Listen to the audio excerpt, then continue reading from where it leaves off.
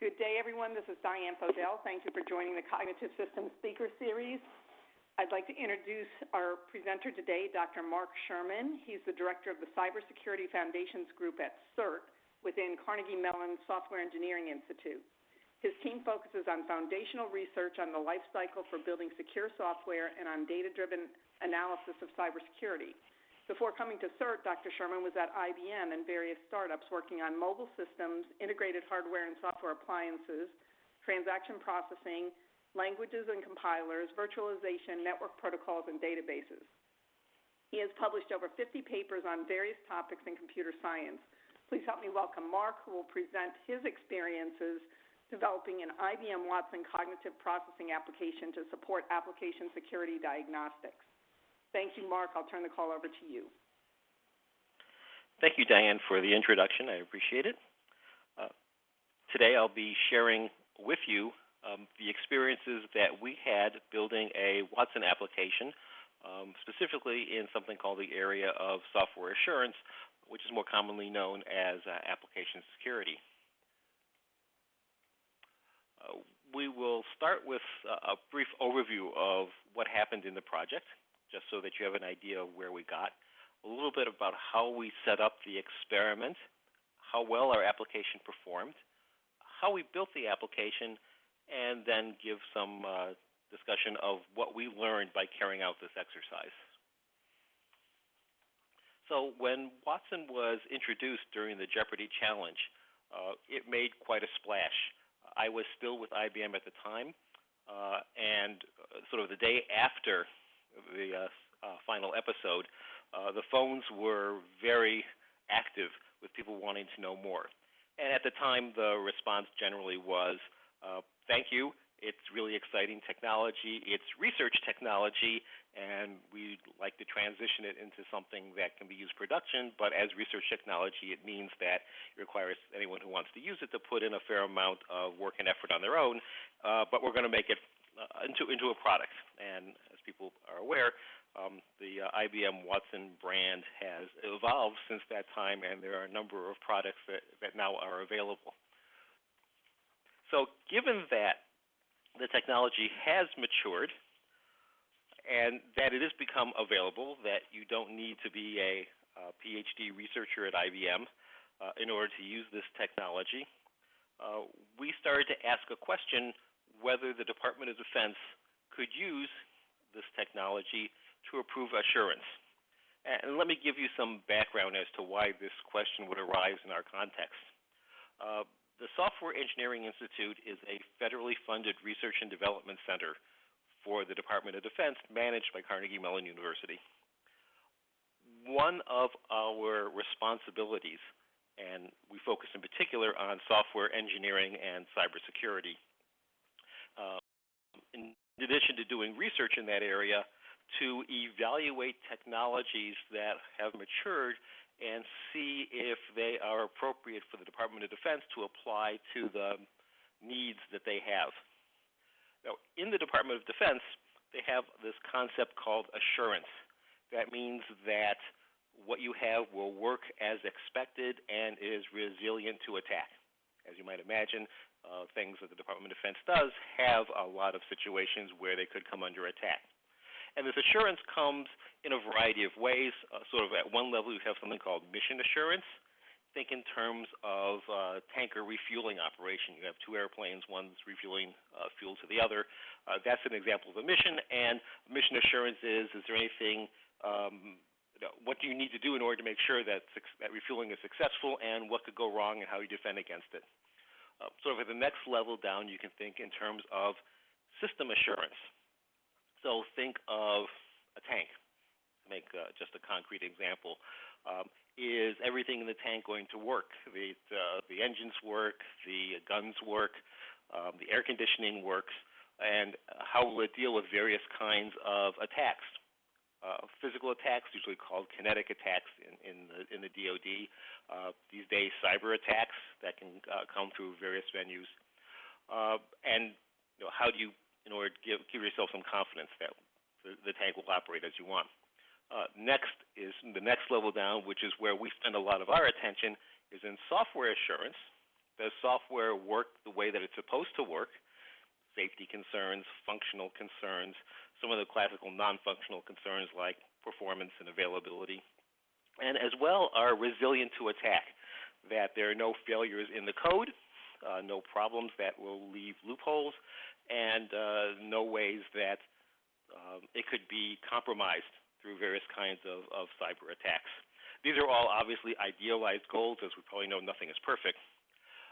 The way that assurance is evaluated today in the Department of Defense is part of the acquisition process. The acquisition process is how the Department of Defense gets missions, equipment, software, and as part of that process, large amounts of documentation is written up. What is the architecture of the software? What are the requirements of the software?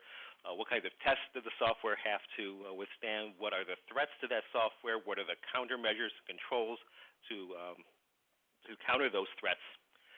So it's a huge amount of quite voluminous documentation. It's not an overstatement to say that you measure this in feet of documents that go to the ceiling. Extraordinary amount of information. And then the person responsible for, again, let's say a piece of software, has to authorize that it's okay to use that software. It's called authority to operate. It's the technical phrase. And to do that, they rely on this information to give them confidence that there's enough evidence that, again, the system will work and is resilient to attack. What's done today is, because no individual can possibly read all this documentation in a quick fashion, is that the authors of such documentation, so say the 20 so people who worked many months on this, get together in a room, and the person responsible for the system asks them a lot of questions, reviews some of the summaries, and eventually comes to a conclusion as to whether they believe the software is ready to go or not. That's a very challenging, it's very time-consuming, it's a very expensive way to do it, but that's currently how a lot of what happens for these systems of the Department of Defense works. So it looked like Watson would be an appropriate technology to apply here. It takes a huge amount of documentation and answer questions. In this case, the person trying to authorize the software would ask in order to get answers rather than having to assemble all these people. So at one level, it looked appropriate. The next level was, could you actually build this application? Remember, the original Watson technology was research. Has it matured enough that a typical developer that the Department of Defense might have could build an application to support such kind of a assurance review without having to be a cognitive expert? Again, it's something like a PhD computer scientist that you might find in something like IBM Research. So that was what we were trying to answer. So what we discovered from carrying out the exercise is that the technology has matured to a point that you do not need a PhD in AI or natural language processing to build a Watson application on the Bluemix platform, which is what the commercial offering for the Jeopardy question and answer system is. Just a very side comment, the original Watson was very much a question and answer system with question and answer technology. Since that time, IBM has expanded both its internal offerings around that technology and acquired other offerings. And so right now, when IBM uses the word Watson, it actually is a brand that encompasses many things. We were specifically here looking at the question and answer technology, and whenever I say the word Watson, I'm referring to the question and answer technology. The second thing that we learned is that significant automation is required for building the corpus, or what's more conventionally called the knowledge database. As we'll see, it actually dominated all of the effort that we put in to build the application.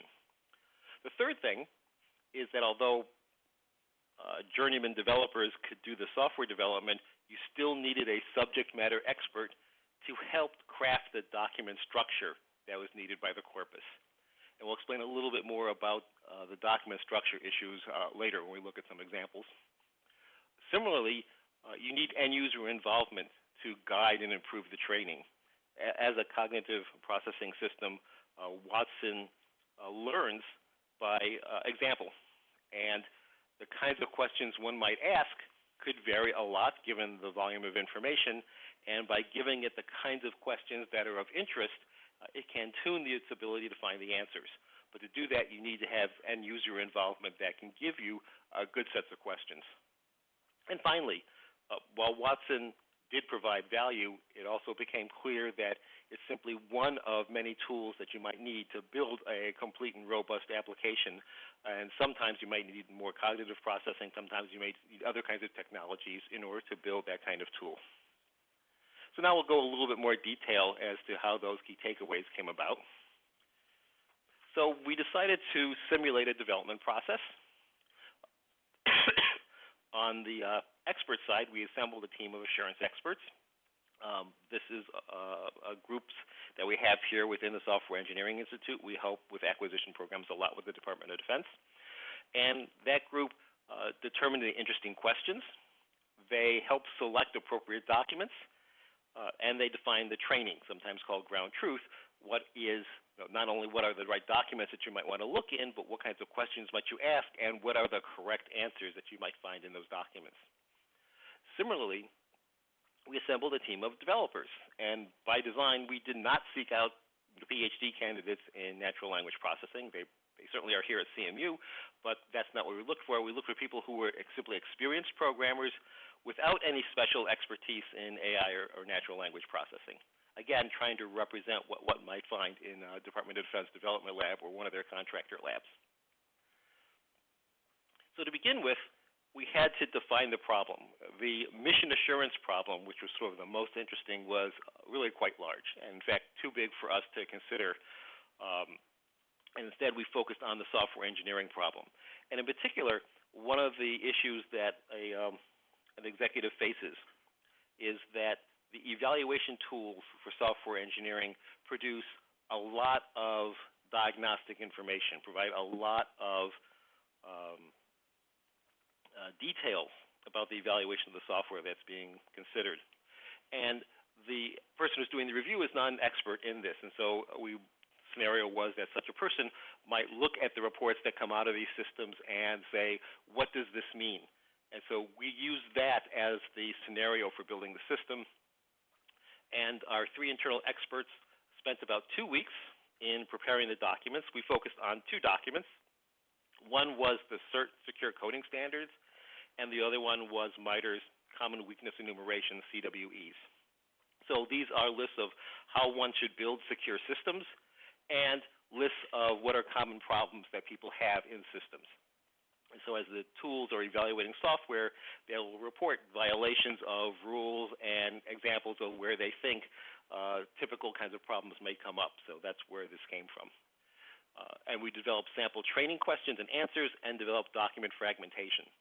We already talked a little bit about the questions. Let me explain a little bit about the document fragmentation. Watson will return an answer of a complete document.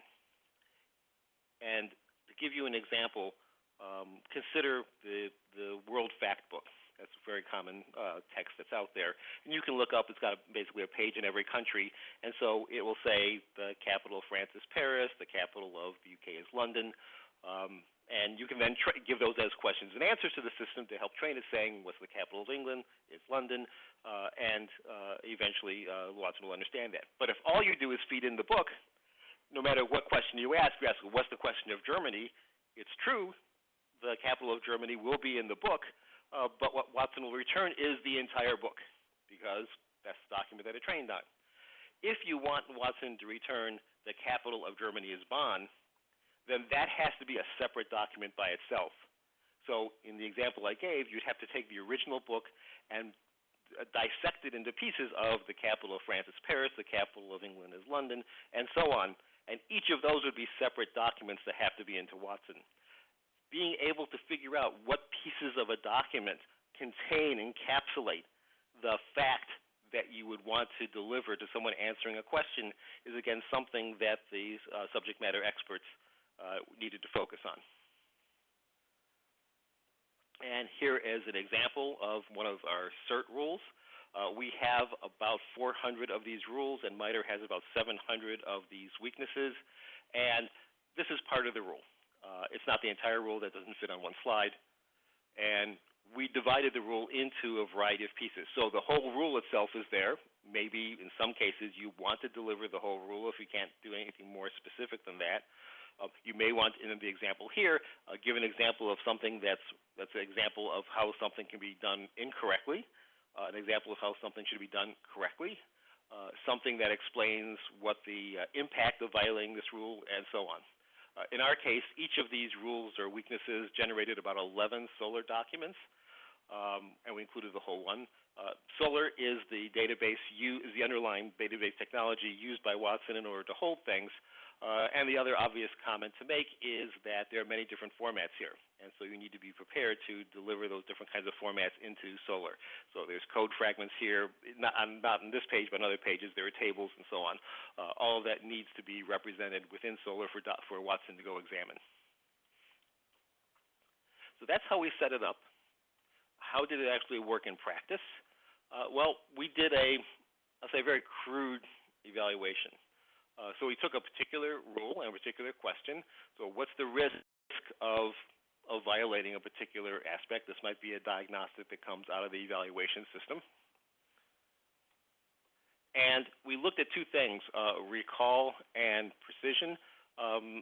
In a more technical sense, recall and precision, you're talking about whether you've got false positives and false negatives. We took a more relaxed view of it, and we based this having had discussions with a variety of other Watson folks, and where this is how they viewed the results coming out of Watson, where recall was, did you get the right documents out?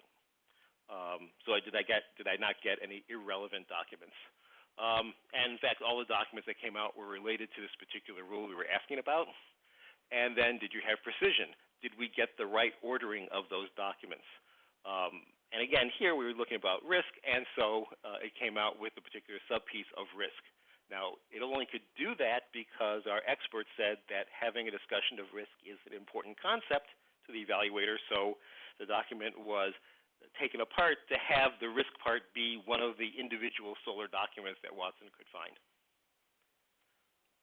Now, as a comparison, since a comment we frequently were asked was, why not just use, pick your favorite search engine, Google, Bing, whatever, and, can it do the same thing? And since all the materials that we happen to use are in fact online on the web, the crawlers have access to it. And so as just a very high-level kind of evaluation, we typed the same question, here in this case into Google, and Google returned something. It, in fact, found the document, although it returned the whole document, not individual fragments. The recall was produced around several irrelevant documents, although there are a variety of things around this particular coding rule, not only ours but other articles about it. It picked out other things. And because it only could look at the whole documents, it didn't really pull out the particular element of risk in this. It did try to pick out some piece, but some other piece that was not directly relevant. So it had not quite the same recall and precision that Watson did. We understand these are not apples-to-apples comparisons for a whole variety of reasons, but it gave at least a view that it was worthwhile going through the exercise of preparing the materials and building the corpus in order to use Watson. Just to give you a feel for how we put this together, there's not a whole lot of magic here. The document preparation started with scraping or scanning all the various materials. This was somewhat important to understand that, as I said, everything here is available on the public internet, and it's constantly being changed and updated. So you needed to have some automated system to do this. We had to then reformat it. As I mentioned, there's a lot of different formats there, and then we had to do the sub-document extraction and the numbering of all the documents. Each one had to be uniquely identified so it could be used in the sample question and answer. And then we had to prepare all the training materials. What were the important key concepts that Watson was supposed to focus on? Those would be represented in a schema. We had to then manually define some key questions and answers. For example, use the one before, the capital of France is Paris. The fact that a capital is important is part of the concepts. That particular example question is a manually defined question and answer. And then we had to automate enough volume to get training examples. Again, using the example here, for Watson to understand the concept of country and capital, the expert was not going to write down, the capital of every country in the world and then write down what the answer was. Instead, knowing that that's the pattern we were looking for, and in this case it's a well-structured document, we wrote a program that would extract out all the pieces that would say, the capital of the United States is Washington, the capital of Spain is Madrid, and it would then generate all the questions that Watson would use, knowing, as we did, that that was one of the important concepts it had to be trained on. And it would, the manual part, the expert part, was to provide some variation on it. So it's not just what's the capital of Spain, Madrid, it's Madrid is the capital of what country, and so on. The actual mechanics of a couple of files is how it works today. You need some Apache Solr configuration that's exposed to you, so you're not dealing directly only with Watson. You also have to deal with Solr. The actual data that makes up the corpus, and ground truth, that is the actual questions and answers that Watson is used to train on. It takes, in our example, an overnight run in order to train Watson. The application itself is dirt simple. And one of the reasons why most of the work is in building the corpus, not the application. It's a simple question and answer system. You type in the question, it goes into Watson, it comes back with an answer, and then you extract what you want from the answer. We'll say a little bit what that answer looks like later, because it's not quite as simple as what you saw on Jeopardy or what you just saw in the slides before. Just to give you an example of how we spent our time. Calendar time, it was about 11 weeks start to end. The vast majority of that time was spent in corpus development. We had 4 students working on it, 2 graduate and 2 undergraduate experience, no Watson experience, and we happened to choose Python and JSON, mainly because those were the technologies that the developers were familiar with. We spent a little time getting the example programs working to make sure our counts were set up and we understood how Bluemix allocated processes and all those kinds of mechanical things. And then finally, we spent time on tuning and recall to make sure that we'd get the right answers in the order that we wanted. This is just some detailed examples if you're curious as to what it looks like. We defined 16 new concepts. 2 of them are system-defined that we had to include. Watson extends Solr with a variety of things like Watson text. And this is just an example of what that kind of file looks like. This is an example of what the database would look like. And again, we had about 15,000 of these documents that we put in, starting with the rules and weaknesses. Now, for the training materials, this is an example of what some training materials look like. We needed to have, each question had to have 3 to 4 ranked answers. What was the preference and how well did it answer the question? Each of those key concepts needed between 50 and 62 questions. We spoke with a lot of other Watson developers inside and outside of IBM. Inside of IBM, we were counseled to plan on 50, outside 62. That 62 number came up an awful lot, so it probably came from somewhere, but I don't know the original source of it. What we found was that each original unfragmented document had to show up as an answer in up to 200 questions in order for us to get the results that we wanted. And in fact, we wound up needing to generate over 150,000 questions. Hence, the expert gives you the idea of what a question might look like, but then you needed more automation in order to generate all of the examples that Watson would use in order to carry out its processing. This is what an answer actually looks like coming back from Watson.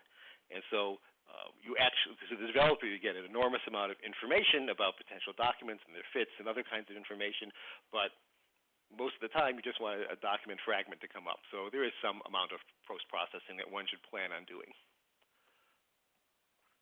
So what did we learn from this? Well, again, the original vision was take a stack of documents and then start asking questions. In practice, it required a lot of thought in order to shred those documents into interesting shards that you could then rummage around in and pick out the one that you want. To be a little more concrete in some of the things that we learned, the one that we found most surprising, and other people that we shared our experiences with found surprising, is that answers must be found in a single document. So, and this is an example we got from IBM when we were having this kind of discussion. Watson could only answer the question, is Serena better than Venus, if there was an article, say it had read a Sports Illustrated article that had the sentence in it, Serena was better than Venus. If all it had was one document that said Serena won 200 games and Venus won 100 games, Watson could not put those together and assemble a conclusion as to whether Venus or Serena was the better player. In our case, for assurance, many times you need to put together different kinds of documents. Another thing we learned is that retraining means reloading. Most Watson applications that you use will have this concept that it provides a choices of applications and it asks the user for feedback saying which of these made most sense. We thought that meant that you could then have Watson learn in real time. No, all you can do is collect that feedback and then completely retrain it from scratch. And so for us at least, using an academic license, I need to qualify that, after we ran some studies, we would then have to retrain Watson overnight. If you're doing multiple sources, as we did, there's just the mechanics of reconciling all the field names.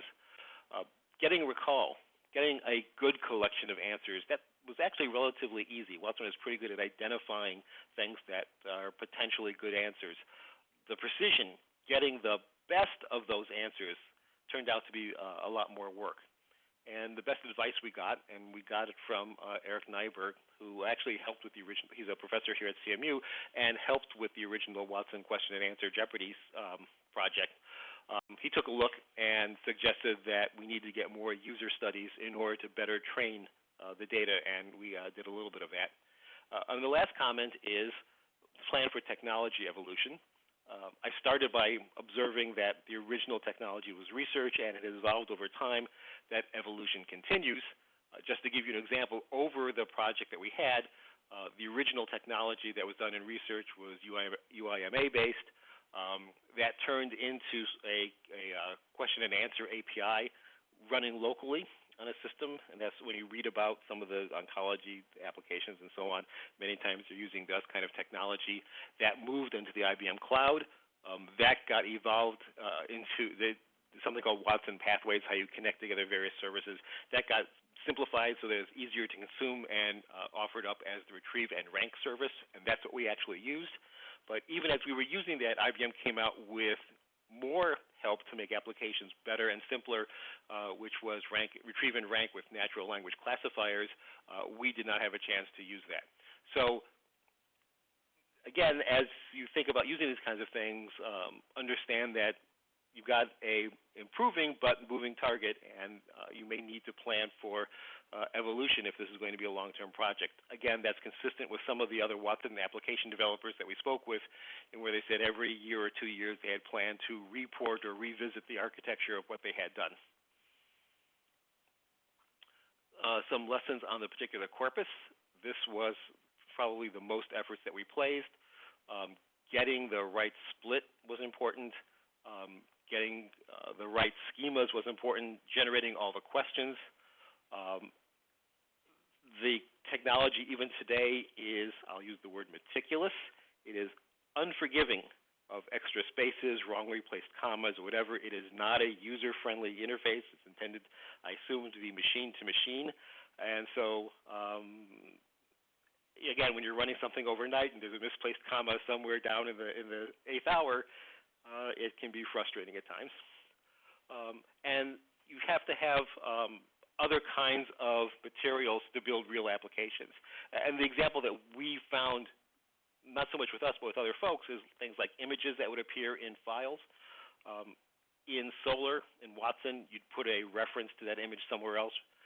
Technically, you could load the image into Solr, but that has bad performance implications as opposed to just keeping a local image, and when Watson would come back with a reference to it, then pull it out from there.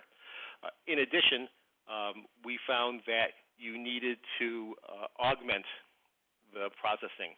We gave one simple example. To build the questions, we used pretty much a straightforward algorithm. You might even think of it as simply or almost a regular expression in order to extract out the various pieces of the rules and weaknesses or the capitals in the example I gave. To get a higher performing application, you want more creative questions and answers. And we found other groups had used other cognitive processing in order to generate that kind of information to feed into Watson. Another example where you'd want to augment processing, we offered up that the person using the system would ask a question about some diagnostic that came out of a system. Other cybersecurity applications of Watson use information coming out of perimeter defense systems saying they see some particular event come out. There are lots of events that get generated by perimeter systems. I was kind of casual about the diagnostic tools, but in practice, the diagnostic tool will generate between 10 and 50,000 of these comments about a piece of software. And there's no way even for the most meticulous reviewer to ask 50,000 questions of a Watson or an expert. So how do you prioritize those? How do you prioritize something that's coming in off of a perimeter detection system? That's additional kind of technology. So for example, not part of this project, but we also have other kinds of machine learning projects that look at those 10 to 50,000 alerts that are coming through and saying, these are the 10 most important ones, and then you could then use Watson to say, okay, of these 10, tell me what they really mean and what I should do about them. So that's just an example where to build a really production Watson application, you need to surround it with additional kinds of processing as well. As far as the materials it goes, because we are a DoD center, the government has access to it.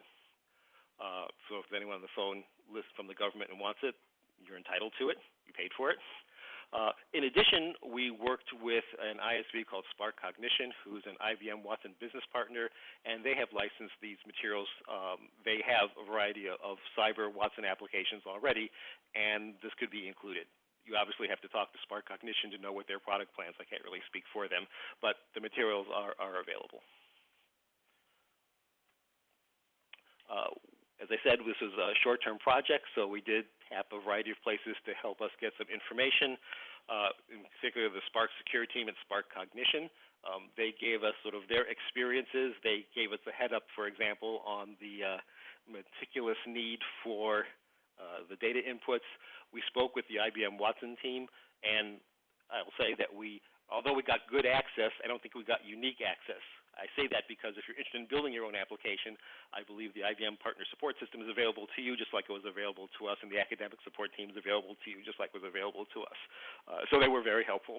And I mentioned Eric Neitberg here on campus also took a look at what we had and made some helpful suggestions.